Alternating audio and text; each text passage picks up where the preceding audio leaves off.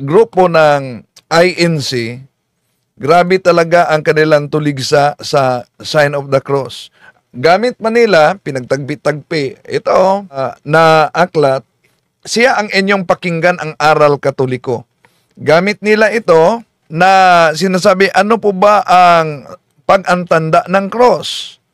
Ang babasahin nila dito ay ang pahina 11. Ito nakasulat. Ang paraang ginawa sa paggamit ng Santa Cruz ay dalawa. Ang mag-antanda at ang mag-cross. Ang pag-antanda ay ang paggawa ng 3 cross ng hinlalaki sa kaniyang kamay. Ang unay sa noo, ang ikalaway sa bibig. Ang tanda ng cross ay siyang tanda ng taong Katoliko. So ano daw ang tanda ng cross ayon sa aklat Katoliko na siya ang inyong pakinggan ay tanda ng Katoliko. Kaya pinagtagpi-tagpi nila ito dahil inaamin sa aklat ng simbahang Katoliko na ang cross ay tanda ng Katoliko. Ano po ba ang mabasa? Sabi ng mga ministro. Sa isang aklat Katoliko na ang pamagat ay Pasyon Candaba.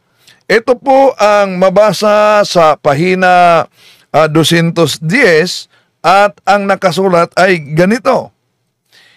Pag-uutos magkintal sa noo o kanang kamay, sukat, pagkakilalanan na sila nga ikampong tunay nitong Antikristong hunghang. Ano daw ang nakasulat sa naturang aklat?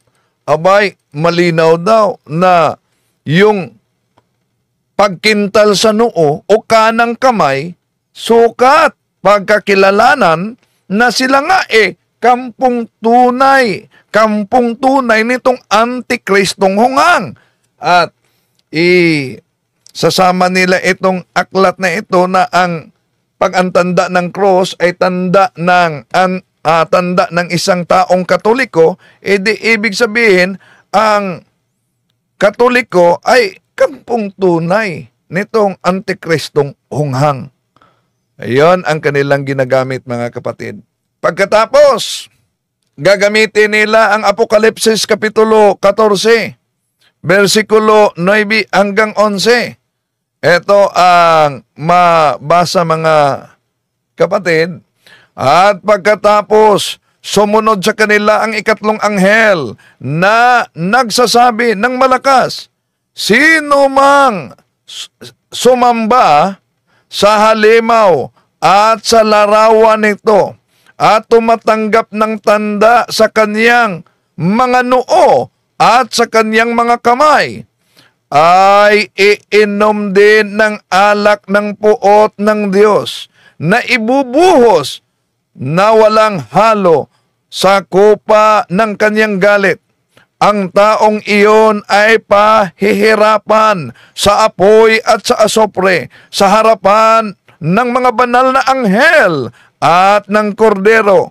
Ang usok ng kanilang paghihirap ay kumapailan lang, magpakailanman. Wala silang kapahingahan araw at gabi. Sino mang sumamba sa halimaw at sa larawan nito, at sino mang tumatanggap ng tanda ng pangalan nito. So, kaya sasabihin nila, di ba, napakalinaw na yung may tanda sa noo at kanang kamay, papahirapan sa asopre. At ipaparis pa nila ang Revelation chapter 13 verse 18. Kaya ang mga Katoliko na walang alam sa pananampalataya, sino ba ang di madaling matangay, mga kapatid? No? Pero kung pag-aralan natin, wala tayong problema sa mga aklat na ginagamit nila. Ang problema, yung paraan sa kanilang paggamit. Yon ang problema. No? At, di ba sa mga talata, wala namang binanggit ang tanda ng cross. Ang binanggit na yun ang itatapon sa naglagablab na apoy. Bagkus kung tignan natin mga kapatid, diyan sa Biblia, ang cross ay isang tanda ng kapangyarihan ng Diyos. Saan na yan? Pero kaya nga magtaka tayo, ang grupo ng Islam galit sa cross. Ang grupo ng Satanism galit sa cross. Ang mga anti-katoliko, abay allergic ng cross. Pero kung tingnan natin ang nakasulat sa Biblia, unang Korinto 1:18, sapagkat ang mensahe ng cross ay kahangalan sa mga nagpapahamak, ngunit para sa ating mga naliligtas, ito'y kapangyarihan ng Diyos. Malinaw mga kapatid na ayon sa mabasa, ang cross ay kapangyarihan. Ano daw?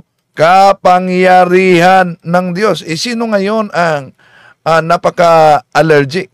Kung tignan natin ang mabasa sa salin ng the New Testament of our Lord and Savior Jesus Christ, doktrina talaga, doctrine of cross. Ito mabasa natin mga kapatid. For the doctrine of the cross is foolishness to those who perish, but to those who saved, that is to us, it is the power of God. See? Napakalinaw. Para sa mga naligtas, ang doktrina ng cross, malinaw mga kapatid, na ito ay kapangyarihan ng Diyos. At kung tingnan natin, mali din ang kanilang interpretasyon, lalo na sa paggamit nila sa Apokalipsis Kapitulo 13, versikulo 16, na ito'y napakalayo mga kapatid na iugnay nila sa pag-antanda ng cross o sign of the cross. Dahil kung tingnan natin sa talatang 16, kung mapansin ninyo, ang ginagamit yan or. Tingnan niyo ang mabasa sa ginagamit nila, Revelation chapter 13 verse 16. Ito, He also forced everyone to receive the mark of his right hand or on his forehead. So, napakalinaw ang mabasa diyan mga kapatid na binanggit or. So, ibig sabihin, alinman sa dalawa. Ibig sabihin, kahit isa lang. So, kung ikumpara nila ang Revelation chapter 13 verse 16 na sign of the cross, napakalayo at hindi tugma talaga. Dahil, kung tingnan natin, ang sign of the cross, dun sa dibdib, dun sa balikat, at dun sa noo. Yun ang tanda na ginawa natin. Sa noo, sa dibdib, sa balikat. At ang pag-antanda, sinasambit natin sa ngalan ng Ama, sa ngalan ng Anak, at ng Espiritu Santo. Kaya napakalayo. Kaya yun ang dahilan kung bakit allergic na allergic sila sa cross.